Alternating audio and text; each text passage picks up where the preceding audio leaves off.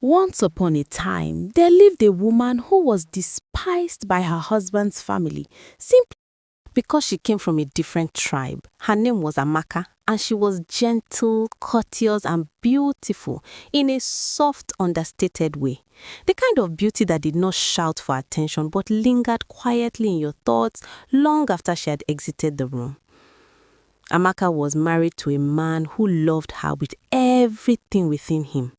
His name was Akinwale, and they first crossed paths at a wedding ceremony where the MC jokingly called them forward to act like husband and wife. Everyone laughed, unaware that the joke was about to turn into destiny. That moment marked the beginning of their love story, a story filled with warmth, laughter, and memories shared by two people who allowed love to guide their hearts until family interference stepped in and tried to pull them apart. It was during this season that Amaka learned a painful truth. Love alone is sometimes not enough. Before we continue with the story, please don't forget to like, share, and subscribe, and let us know where you are watching from. So let's dive into the story. Everything started when Akinwale's mother asked her son to submit the names of 4 women he was considering for marriage. She said she wanted to pray over the names so God could reveal the right woman for him. Knowing the kind of woman his mother was, Akinwale sent her a list. The names belonged to women he had never loved. Only Amaka's name truly held his heart.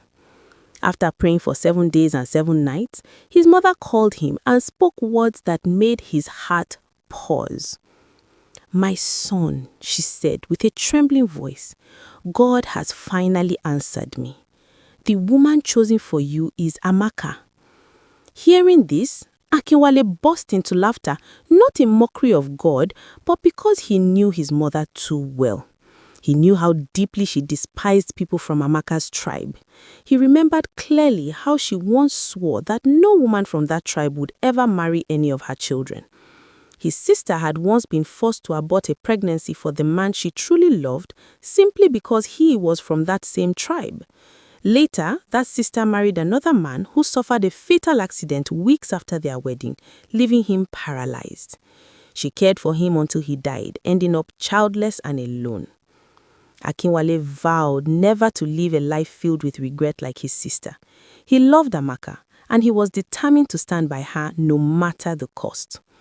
But his mother and sisters were determined to destroy the relationship. "How can you marry a girl like that?" his mother shouted angrily when he confronted her with the fact that she herself had prayed and approved the marriage.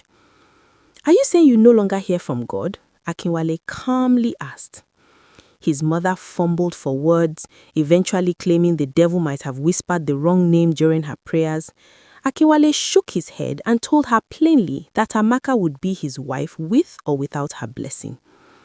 Those words ignited a fire of rage in his mother. "What did you just say? That will only happen over my dead body." She begged for more time to pray again, but Akinwale refused. His mind was already made up. He threatened, cried, involved pastors and relatives, but he stood firm.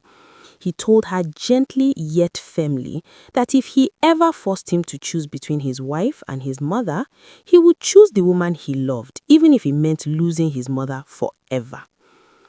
Against his mother's wishes, he married Amaka, and that marked the beginning of her suffering.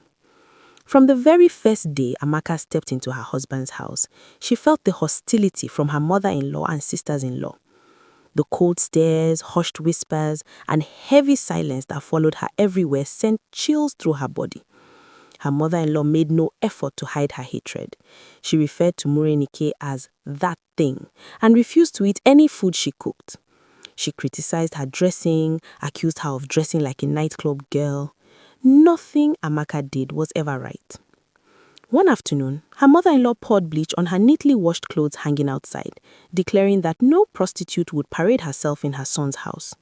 When Amaka came out and saw her clothes ruined, she froze. White stains spread across the fabric like open wounds. "Mama," she said softly, her voice shaking, "why would you do this to my clothes?" Her mother-in-law didn't even look at her. Are you paying for them? She snapped. No son of mine will walk around with a woman who dresses like a street girl.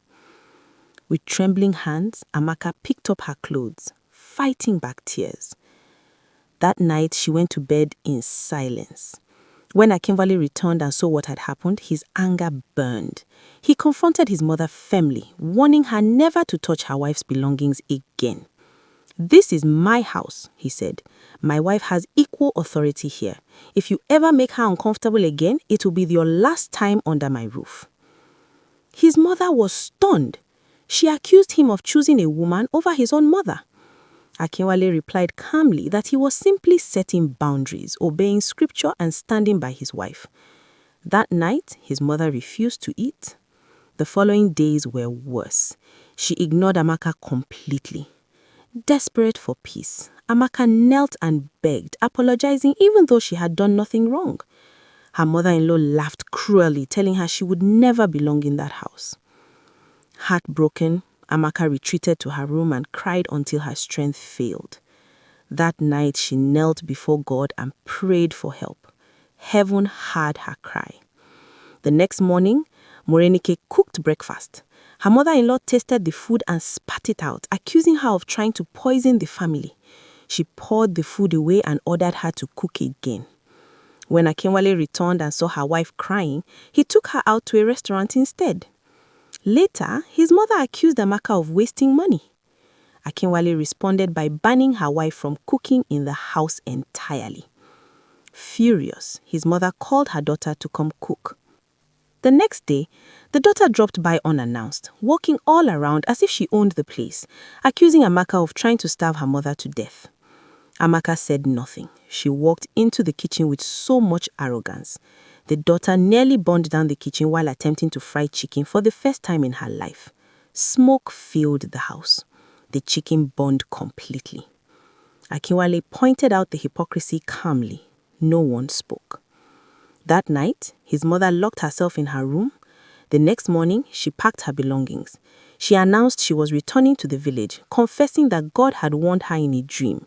She revealed that Amaka was pregnant and that her continued stay could endanger the unborn. At the hospital, the pregnancy was confirmed. From that day, everything changed.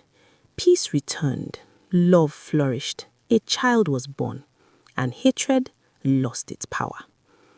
The end. Please don't forget to like, share, and subscribe for more interesting stories. Bye.